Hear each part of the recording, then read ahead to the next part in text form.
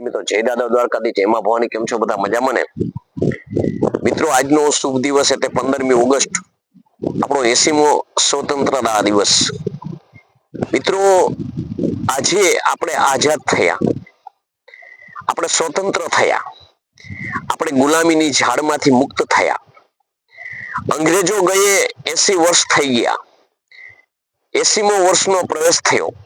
પરંતુ મિત્રો, આપણે એમ વિચાર કરીએ કે વાસ્તવિકતામાં આજે આપણને સ્વતંત્ર કર્યા, આપણને આઝાદી અપાવી, આપણે બંધ પિંજરાની અંદરથી જેમ પંખી બંધ પિંજરામાં છૂટે અને જે હૈયાની અંદર એ ઠંડક અનુભવે, આનંદ અનુભવે, એવું આપણે આપણા પૂર્વજોએ અનુભવ્યું.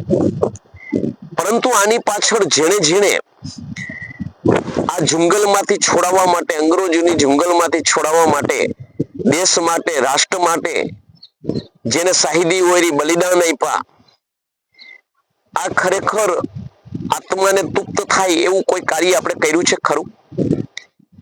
મિત્રો, આપણે વાત કરીએ તો આ લોકો હર સમાજના હતા. કોઈ એવો સમાજ નથી કે જેણે દેશને સ્વતંત્ર કરવા માટે, બનાવવા માટે જેણે બલિદાન ના આપ્યું હોય. કોઈ એવો સમાજ નથી કે દેશને વફાદાર નથી રહ્યો, બધા વફાદાર રહ્યા છે. ત્યારે તો આવું બન્યું છે. આજે આઝાદીના મીઠા ફળ આપણે ચાખી રહ્યા છીએ અને આપણે રાષ્ટ્રગીતો ગાઈએ, આપણે આપણા સપૂતોને ભૂતકાળ વાગોળીએ. જેને દેશ પ્રત્યે પ્રેમ છે, દેશ પ્રત્યે જે સહાનુભૂતિ છે, એ દાખવી એવી આપણામાં આવે એવો આપણે પ્રયત્ન કરીએ છીએ. આપણે રાષ્ટ્રધ્વજ લહેરાવીએ છીએ. પરંતુ વાસ્તવિકતામાં આપણે એને અનુસરીએ છીએ ખરા? આપણે આપણા દેશને વફાદાર રહીએ છીએ ખરા? આપણે કામચોરી, આપણે દેશમાં ગદ્દારી, આ જેમ બોર્ડર ઉપર સૈનિકો જેમ દેશ ઉપર આક્રમણ ન થાય, દેશને સલામત રાખવા -ડિગ્રીમાં, આ 0 ડિગ્રીની અંદર બરફની વચ્ચે ઊભું રહીએ, તડકા વેઠે, ઠંડી વેઠે, વરસાદ વેઠે, અને આપણે અહીંયા સુખ સાહેબી અનુભવી રહ્યા છીએ. પરંતુ જે લોકોએ આપણા માટે એટલું કર્યું છે, જે અત્યારે સરહદ ઉપર આપણા સૈનિક ભાઈઓ કરી રહ્યા છે, એના પરિવાર, એનું કુટુંબ, એની પત્ની, બાળકોને મૂકીને આજ સરહદ ઉપર રહી અને શાહિદી ઓરી લે છે, ત્યાં સુધી એ લોકો આપણી સલામતી માટે ખડે પગે ઊભા છે. તો આજનો દિવસ આ બધા માટે પણ આપણને લાગણી અનુભવાય, આપણે લાગણી દેખાડી શકીએ, આપણા જીવનમાં લાગણી જાગે એવું આપણે કરીએ છીએ ખરું?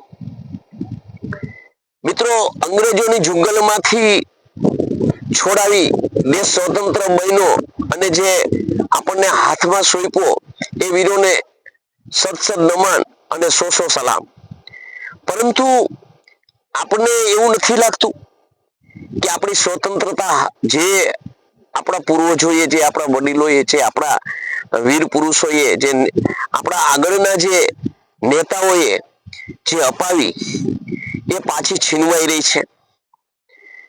આ છીનવાઈ રહી છે એની દ્રષ્ટિ એ આપણને નજરે પડે છે. આપણે જોઈએ છીએ તો આપણી દેશ સ્વતંત્ર બન્યો, આપણું લોકશાહીની સ્થાપના થઈ, આપણું બંધારણ આવ્યું, બાબા સાહેબે કાયદા સમજાવ્યા, તો એનું અનુસરણ થાય છે ખરું?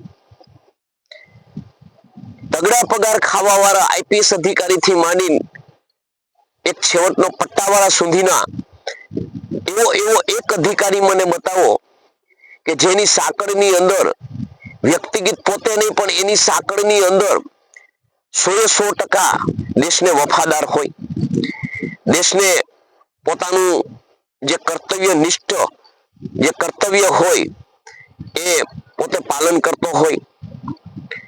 જીવનમાં હંમેશા માટે યાદ રાખજો કે જ્યાં સુધી તમને સ્વતંત્ર અપાવી છે, ઝંડા લેવડાવો છો, એ થવું જ જોઈએ, કારણ કે આપણા પાછળ કોઈ કંઈક કર્યું છે, એનો ઉપકાર આપણે માનવો જ જોઈએ, નકર આપણે કૃતજ્ઞ કહેવાય. પરંતુ એને આપણે જાળવી રાખી છે. વિચાર કરો, અત્યારે માણસને ક્યાંય ન્યાય નથી મળતો.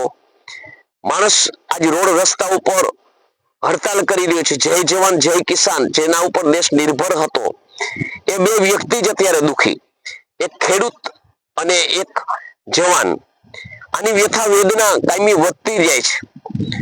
આની પીડા સમજાતી નથી. સત્તા પક્ષની અંદર કોઈ પણ કાયદાનું કોઈ અનુકરણ કરતું નથી. સ્વતંત્ર એટલા તો આપણે નથી થઈ ગયા જે તે વાવણી વિલાસ આપણે કરી છે. વાણી વિલાસ ઉપર કોઈ બંદોબસ્ત નહીં, વાણી વિલાસ ઉપર કોઈ અંકુશ નહીં. તમારી પાસે પૈસો હોય તો તમે બધું કરી શકો, પૈસો ન હોય તો કાંઈ ન કરી શકો. તો ખરેખર એક દિવસ આ દેશ ગમે તે અંગ્રેજો હતા, પણ આપણા આ પોતિકા જે પોલિટિકો જે અંગ્રેજો છે, એક દી આ પ્રજાને ગુલામ બનાવશે. એક દી પોતે આ દેશને ઊંડી ખાઈમાં ધકેલી દેશે એવું તમને નથી લાગતું? તો ખરેખર હવે આ સ્વતંત્રતાના જે ભણગા ફૂટનારા, જે રાષ્ટ્રધ્વજની દોરી ખેંચવા વાળા, આ લોકોની પવિત્રતા કેટલી એમ એના વિશે તો કોઈ દી સવાલ કરો છો? દેશની અંદર કોઈ પણ અદાલતનું નથી ચાલતું એટલું આ પોલિટિકનું ચાલે છે. આનું કારણ શું? આનું કારણ એક જ કે હું ને તમે જે આંધળો વિશ્વાસ મૂકવા માંડ્યા છે, જાતિ ભાતિમાં વેચાવા માંડ્યા છે. આપણું સંગઠન શક્તિ નથી. આપણે એકને મારે તો બીજો જાગૃત નથી. તમને જ્યારે એની ઉપર કોઈ પણ અધિકારી ઉપર કંઈ પણ ખોટું કરતો હોય તો તમને કંઈ પણ થાય તમારા વ્યક્તિગત ઉપર, તો કોઈ સમાજ જુદી જુદી જાતિમાં વેચાઈ જાય છે અને કોઈ પાસે આવતો નથી. અને આ લોકો જ્યારે તમારી ઉપર કંઈ કરવું હોય તો તમારો એક ફોલ્ટ આવે તો તમને 3 ફોલ્ટ અંદર નાખી અને તમારા ઉપર એક્શન લેવાઈ જાય છે. પ્રશાસન છે એ શાંતિ, સલામતી અને સુરક્ષા માટે છે. એ જ આજે કઠપુતળી બની ગઈ છે. ન્યાયાલયમાં વર્ષો સુધી ધક્કા ખાવા પડે છે. સામાન્ય કેસ હોય તો એના જજમેન્ટ નથી આવતા, સામાન્ય કેસ હોય તો ચાલતો નથી. માણસની નિયત હરામ થઈ ગઈ છે. માણસ ખોટું કરવું છે એવું સવારથી એના શિકારમાં છે. આવું ક્યાં સુધી ચાલશે? ખરેખર આમાં બદલ ના આવી જોઈએ. આપણો ખરેખર સ્વતંત્રતા દિવસ આજે ઉજવો છે તો આપણે આ સ્વતંત્રતા જાળવી રાખવા માટે આપણે આજે ઉજવીએ છીએ. અને જે આપણા પાછળ બલિદાન દીધું એને આપણે નમસ્કાર કહી અને એની આત્મા જો આની પાસે, તો આપણે એને કહીએ છીએ કે તમારી જે કુરબાની છે અમે એડે નહીં જવા દઈ. અમે અમારો દેશ છે એ અમારે જાનના નોછાવર કરી દેશું, પણ દેશને ઉપર આંચ નહીં આવવા દે. અમે એક બનશું તો અનેક શક્તિ નિર્માણ થશે. પરંતુ આવું આપણે ખરેખર કર્તવ્ય નિષ્ઠપણાથી આ નિભાવીએ છીએ ખરું? આપણે પૈસા માટે એટલા પાગલ થઈ ગયા છીએ કે આપણે પોતિકાને મારી નાખીએ છીએ. આપણે પોતિકાને દુઃખ દઈએ છીએ, ન્યાયથી વંચિત રાખીએ છીએ, પૈસાના જોરે બધું મેળવી લઈએ છીએ. આવું ક્યાં સુધી ચાલશે? દેશને આખી તો વફાદાર તો કોકને તો બનવું પડશે ને, એક તો બનવું પડશે ને. નહીતર આપણા ઘરમાંથી બહારનો કોઈ આવે છે અને કાઢશે તો વાર નહીં લાગે. જેમ ખેડૂતના જ ખેતરની અંદર જે કિસાન પોતે રાત દિવસ મહેનત કરી અને જે પસીનો પાડી ટાઢ તાપ અને વરસાદ વેઠી અનાજ પાકું પકાવી અને ઉદર પોષણ કરતો હોય, એ જ આજ પીડાતો હોય. જવાન ખડે પગે આ દેશની સુરક્ષા માટે બધું સહન કરતો હોય, ટાઢ તાપ તડકો વરસાદ, એ જ આજ પીડાતો હોય. તો મિત્ર એ દેશની અંદર આઝાદી કઈ રીતની કહેવાય? આઝાદીનો દિવસ આપણે ઉજવીએ છીએ તો શહીદોને શ્રદ્ધાંજલિ આપવા માટે આપણે ઉજવીએ છીએ, ઉજવવો જોઈએ. પણ હું ખરા અર્થને એમ કહું છું કે આપણે ઉજવીએ છીએ એનો મર્મ આપણે સમજીએ છીએ? આપણે ન ઉજવીએ તો આપણા વીર પુરુષોનું અપમાન કેમ ઉજવવો જોઈએ? પણ ખરેખર આપણે ગણીને તો જે દેશ 80 વર્ષ થયા અને જે આઝાદ જે અપાવીને એના કરતા બમણી આજે અંગ્રેજોને કાઢીને આપણા સફેદ જબાવાળા અંગ્રેજો અને આપણા અધિકારીઓ બેની સાંઠગાંઠથી દેશને સંપૂર્ણ રીતે ગુલામ બનાવી દીધો છે. તમે સત્ય કહો તો સત્ય કોઈ સાંભળવા તૈયાર નથી. બંધારણનું ક્યાંય પાલન થતું નથી. ન્યાયતંત્ર વેચાઈ જાય છે. માફ કરજો કોઈને ખોટું લાગ્યું તો, હું આક્ષેપ ખોટા નથી કરતો, પરંતુ જે નજરે નિહાળ્યું છે ને એ જ વાત કરું છું. એટલે જે દેશની અંદર પ્રજા ગદ્દાર હોય, ગદ્દાર નિર્માણ થતી હોય, જે અધિકારીને પૂરું મહેનતાણું મળતું હોય અને લાંચ રૂશ્વત કરતો હોય, એ પણ જો પોતાની ડ્યુટી પર ગદ્દારી કરતો હોય તો વિચાર કરો મિત્રો, એક દિવસ આ દેશ ચોક્કસ ગુલામ બનશે. જો ગુલામીમાંથી ન બચાવો, ગુલામીમાંથી જો તમારે ગુલામી તરફ જતો અટકાવવો હોય તો મારે ને તમારે એક બનવું પડશે, તો અનેક શક્તિ નિર્માણ થશે.